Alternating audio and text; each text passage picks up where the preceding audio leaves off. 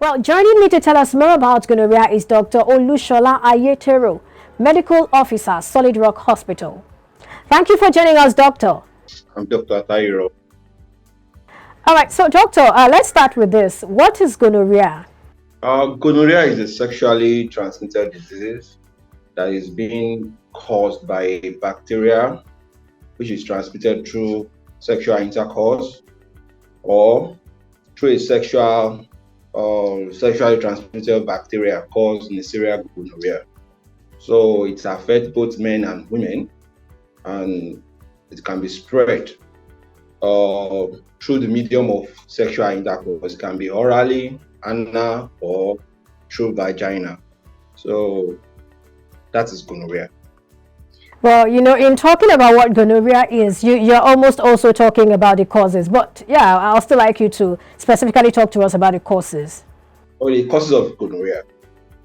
Well, gonorrhea can be caused by if a partner is infected by the bacteria, and such a partner has in sexual intercourse with another partner who is not positive or is negative.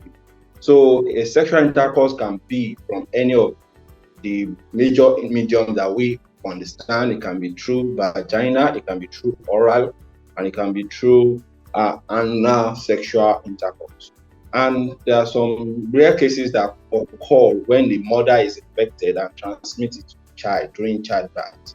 So those are the myths where gonorrhea can occur. Now, I like that you talked about mother-to-child transmission. Now, how can this be prevented, really? Because for a woman who has gonorrhea, is it that she doesn't know, or what happened? Or was it that she didn't seek a good health care? Well, gonorrhea can be in the body of both men and women and may not show symptoms. So during antenatal care, there are so many investigations that they run through, and proper focused antenatal care.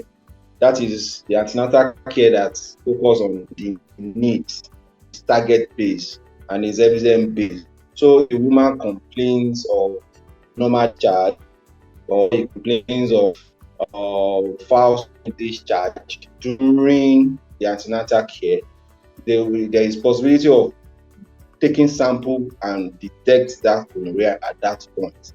But in cases where the symptoms is not showing in the mother or in the woman during the course of pregnancy, so till the time of birth, they may not detect it, and the woman is gonorrhea positive and is nursing the gonorrhea bacteria in the body. So during childbirth, the floor that the child is passing through, because I said earlier that gonorrhea can be seen in the vagina, it can be seen in the cervix as well. So, and those are the pathway where the child comes through. So with that, the contact through that place can infect a child. So that's the means of transmitting from mother to a child. All right. From what you just said now, I have two questions for you. And number one, you said the child can have it while coming out through the birth canal. Now, for women who have maybe cesarean sections, is there a possibility that they can pass same to the child? That's one. And then number two, you talked about focused antenatal care. But, don't you think we probably need to also infuse that kind of, maybe test also into the focused antenatal care? Do we need to wait until the woman has symptoms if we know that there are certain infections that do not present with symptoms? So how do we prevent all these things, really? Well, I said earlier, but for cesarean section, there may be a safety, there may be a probability of 50% safety, because if gonorrhea has stayed in the body for a long time, there is a possibility of spread through blood to other parts of the body. There are some gonorrhea that you see in the bone that it can cause arthritis. So it can spread even above the cervix, going into the uterine wall. So the probability of being safe, if the gonorrhea have not spread to that uterine wall, the baby through CS may save from gonorrhea. But according to the antenatal, we know we have this routine antenatal care that we normally do, and we have investigation that we do during the course of booking when you are registering for your antenatal. So there are some investigation that we do, like BDRL, biomarkers, and everything that is we see around us. Gonorrhea is not a common disease that occur in a faithful partner. So if you have a multiple sexual partner, it can be. But if the person doesn't have any sexual experience or intercourse with another person, there is no reason for test for gonorrhea. Gonorrhea cannot be seen from food. It can be seen from any other thing but sexual intercourse. So if you are faithful with your partner, it shouldn't be. It shouldn't be. So basically, it's not a routine test in antenatal care. But if the woman comes up with symptoms, we need to run a test to confirm that.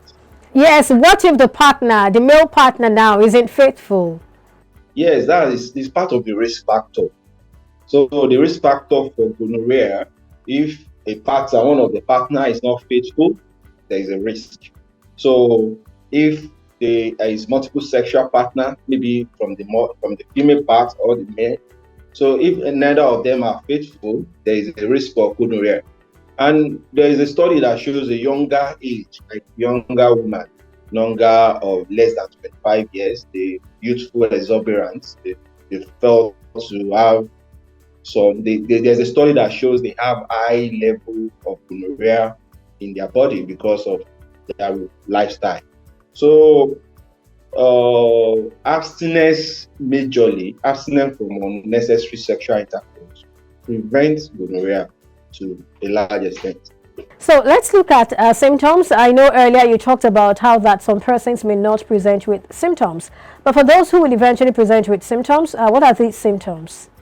Both in men and women, they may have painful urination. There may be a discharge, pulse-like discharge from their urethra in men and from vagina in women. Those that goes through the anal sexual intercourse, they may start having discharge from their rectum. Also, they might have, in men, they might have painful testes, one of the testes or both. So in women, they might start having some kind of abdominal pain, and some present with intermenstrual bleeding. That is, after menstruation, some days after menstruation, they start bleeding again. Some may have, it's not so classical, but it's occur in some women after sexual intercourse, they start bleeding. So it might be a sign of gonorrhea, but it's not specific to gonorrhea. Now, when gonorrhea is not spotted early, especially for the ones that do not present with symptoms, are there likely complications as a result of that?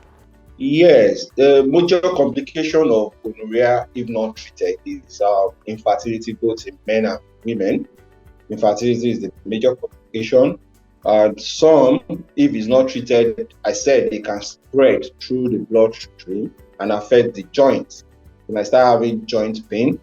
Some may start having eye pain sometimes. They might go through the eye. If someone that goes through the oral sexual intercourse, they might start having recurrent tonsillitis, as recurrent diseases of the throat. So untreated gonorrhea spreads and affects many organs in the body, many body parts. All right. So how is this tested, really, gonorrhea? How is it diagnosed? Well, it's through microbiological means, by doing the urine culture and microscopy, and you can do the discharge. The discharge that is coming out of the body, whether through the urethra or the vagina or the anus, you take the discharge and do a culture test on them. So those are the two major. You either use your urine or the discharge that is coming out from the openings. I'd like you to specifically, focus on prevention just for a few seconds before we go. Okay. Prevention, majorly, the best is abstinence from sex if you are not married. And if you are married, food to your partner, don't have much sexual partner. And if you want a social partner, use condom regularly. Use condom. Gonorrhea patient that has chronic gonorrhea in their body, they are prone to have other STIs, other like HIV, like syphilis and other things. So prevention majorly, it's more the best advice is abstain from unnecessary sexual intercourse to people you don't know. So use condom, avoid multiple sexual partners. Those are the major prevention. Looking at treatment now, how effective is it? Is it something that goes, does it require any serious medication or just antibiotics? You said it all, is antibiotics. Well, treatment is purely antibiotics. There are some combinations, there are some regimens. Majorly, it depends on your sensitivity. You can do a culture and sensitivity. The most sensitive antibiotic is best to use. But there are some routine regimen that we normally follow, which you might try it in some people, may not work, and the sensitivity may be work. You can treat with little, not necessarily high valuing antibiotics. You can treat with the common antibiotics and the patient will be fine. So majorly is to do your culture and sensitivity so that you not do trial and error so that you can treat. So majorly is antibiotics.